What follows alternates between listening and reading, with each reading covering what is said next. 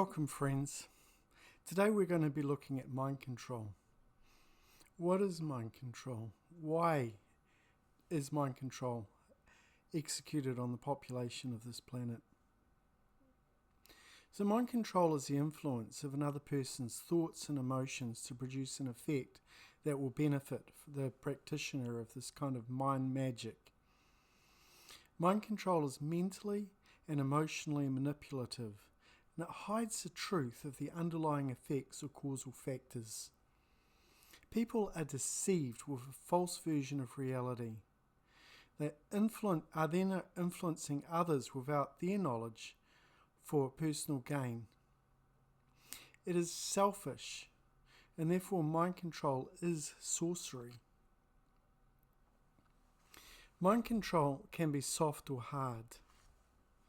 Soft mind control is how the mass of humanity is manipulated. They're covertly influenced to change history. Whereas hard mind control is directed specifically at an individual, usually through torture. And this is the effect of fracturing the person's mind to produce a slave that will unquestionably follow orders. Now, natural laws should be common knowledge. However, it is the most occulted knowledge on the planet. Why? It is because humanity, if they understood natural law, they would be free and not under the yoke of mind control or the dark occult. So dark occultists are controlling society behind the scenes. They are master mind magicians. They have acquired knowledge of human psychology, and they leverage that knowledge to their advantage against the common person. Now, the way to escape from this influence of mind magic is to understand the tricks that have been played on humanity, that drive the decision making down predetermined paths. The tricks discussed here are 14 methods of mind control. Now, once these methods are understood, they will no longer work. The principle of contagion. Gather diverse adversaries and lump them together into one single category or individual. The adversaries must be made up of individuals of a sum. Number 3, the principle of transposition. Load the opponent in his own errors or defects, responding to the attacks with an attack. If you can't deny the bad news, invent more bad news that will distract people from that bad news. Principle number 4, the principle of exaggeration and disfigurement. Turn any anecdote, however small, into a serious threat. The principle of popularization. All propaganda must be popular, adopting its level to the least intelligence of the sums of the individuals to whom it is directed. The larger the mass to convince, the smaller the mental effort must be made. The receptive capacity of the masses is limited and their understanding is poor. In addition, they have a greater faculty to forget. Number 6, orchestration principle. Propaganda must be limited to a small number of people, and you repeat the message tirelessly. Present it over and over again from different perspectives, always converging on the same concept, without fissures, without doubts. This is where the famous phrase comes from: if a lie is repeated often enough, it becomes the truth. Principle number 7, the principle of renewal. Now, new information and arguments must be constantly broadcast at such a rate that when any opponent responds, the public is already interested in something else. The adversary must respond and never be able to counter the increasing level of accusations. Number 8, the principle of plausibility. Construct arguments from various sources.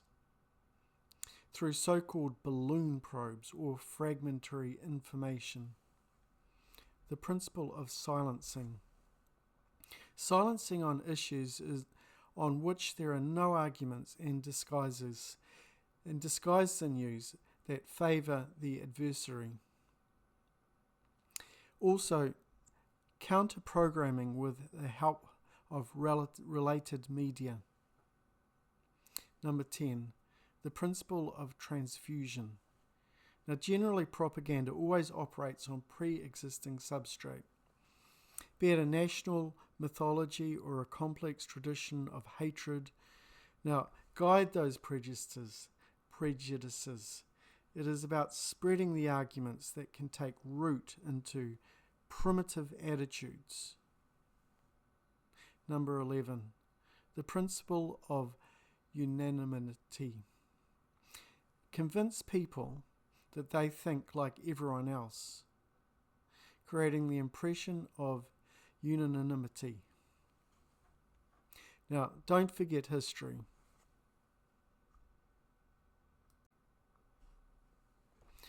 Now, we talked about 14 methods of mind control. So we'll start with method number 1, which is obfuscation. Now, obfuscation is rendering something obscure or unintelligible, and this creates confusion in a person. Confusion can be created by dressing something up and making it look good or look bad, then putting it in place of the real thing, so people take that story and ignore reality. So people usually prefer a sugar-coated version of reality rather than the truth. Method number 2. This is worldview poisoning. The second method of mind control is the poisoning of the mind. It's poisoning of how people see the world, see themselves in the world and those around them. And there are 4 ways of poisoning a person's worldview. The first is to convince people that humans are inherently evil. The second, to create a victim mentality. Third, poison one's view of their own value, make them feel worthless. Number 4, convince people that change is not possible. You can't possibly go up against a great force or a power like the Nazi Party. Now, method number 3, exploitation of primal fears. So what are primal fears? Primal fears are deeply rooted in a person's psyche. They're ancient psychological fears that are rooted deep in the subconscious mind. And there are 4 primary primal fears. The first is the fear of darkness. Now, our ancestors once lived in caves, and the fear of things from outside attacking them at night was always present, and they were always afraid of the dark. Secondly, the fear of predators. So our ancestors, the cave people, lived in constant fear of being preyed upon. Also, the fear of abandonment by a father figure. Now, children are terrified of losing their protector and will do anything pretty much to gain the trust of someone who would protect them. The fear of chaos resulting from darkness, predators, and the abandonment. So people fear chaos and will seek safety, even if it's safety in something that is really very wrong. Now we're looking at number 4, divide and conquer. When people are focused on their external perceived differences, they are easier to rule. Therefore, rulers must keep people thinking of themselves as distinct and different, never seeing their true unity and inherent non-duality or a collective shared situation. Now, people who cannot see their situation will be more prone to act in ways that continue to divide them and weaken them. Now, for thousands of years, rulers have perfected the divide and conquer technique. For controlled opposition to work, there must be division. Method number 5, indoctrination. Indoctrinating is instructing a person or group of people to accept a set of beliefs uncritically without thinking about it. and this is regurgitation of information for some reward, usually grades. Unfortunately, grades are not a good indicator of actual learning. The information in our school curriculum does not necessarily need to represent the truth. Method number 6, controlled opposition. Controlled opposition sets two antithetical sides against one another in a play or an act, a fiction, to gain the high ground from which one can witness and control the outcome of that conflict and keep the spoils of that conflict. Now the metaphor is a chessboard, black and white squares. An invisible third party controls the outcome of the game. Now war is the ultimate example of controlled opposition, and this is an example of divide and conquer. Method number 7, the financial system. Now, the monetary system is the strongest and most deeply entrenched of all mind control techniques. Money is an occult technique. Money is not natural and has no substantial existence in reality. Therefore, there is no such thing as money. Money is abstract and it exists only as a construct in the mind.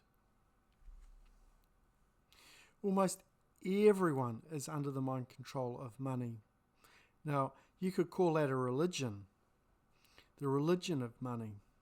The belief in money is so ingrained in people, it is the most prominent religion on the planet and rules people's lives. Money would usurp the place of God in many people's lives. Religions are insignificant compared to the religion of money. Adherents and proselytizers worship at the altar of money every day. Method number 8, control of mass media. Now, media is one of the most important arms of the dominator agenda. Media is behavioral shaping. It's sculpting a person's thoughts, emotions, and actions, and therefore it is propaganda for social engineering. Method number 9, food and medicine. Now we need to look at what's holding us back as a species. What paves the way for ignorance and apathy and control by the elites?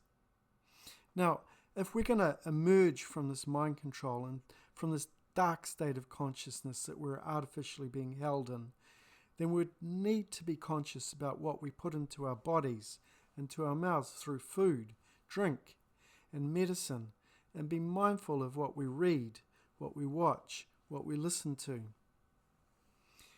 There is a saying, we are what we eat. And this is also true about medicine and what we take into our eyes through what we read and watch and what we listen to.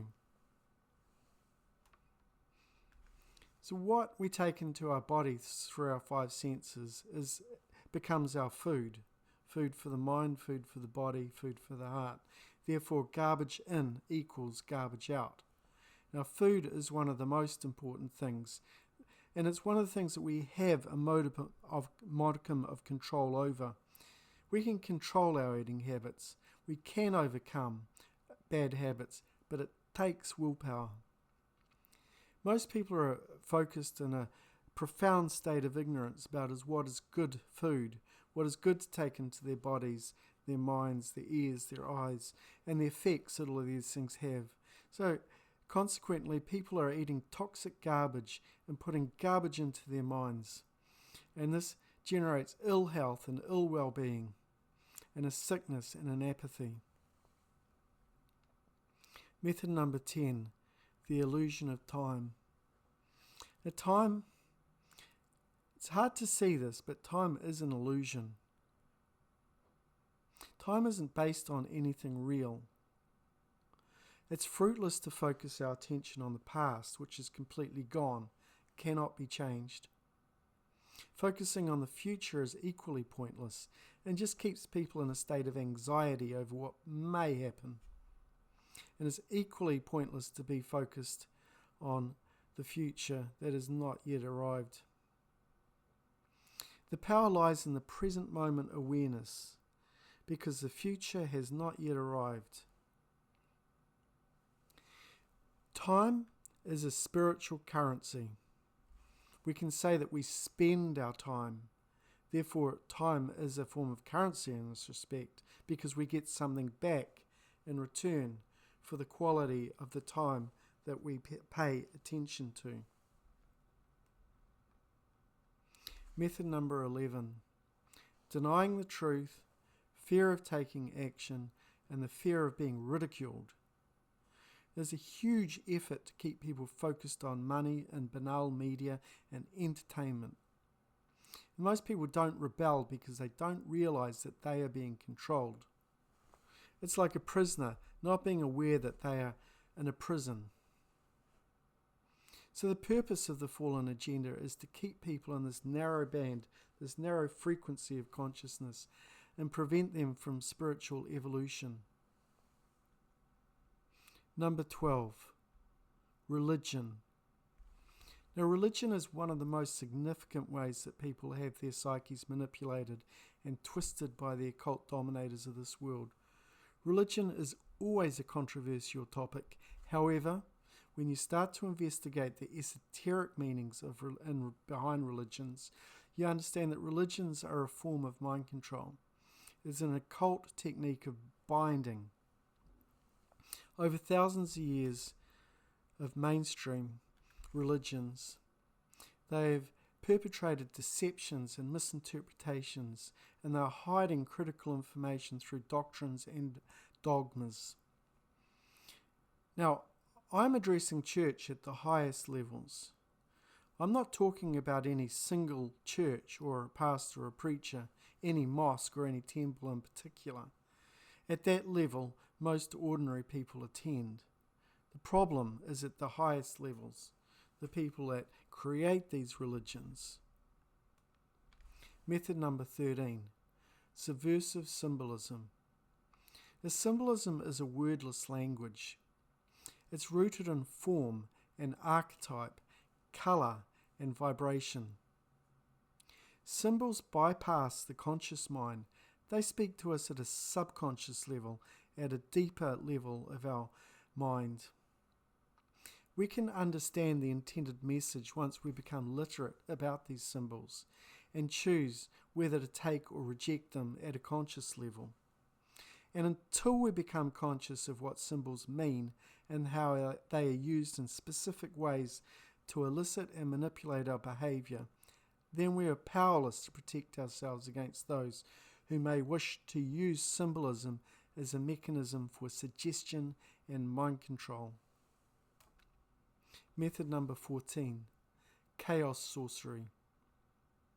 Chaos sorcery is mass rituals or false flag events that take place in a public, and it injects fear into the human mind. In a state of fear, people will be willing to give up their sovereignty and their freedom, such that the dominators can come in and take control with subversive solutions to the problems that they created in the first place. Once our sovereignty and our freedoms have been removed, then it will be possible to lock down our entire society. So, there you have it, 14 methods of mind control.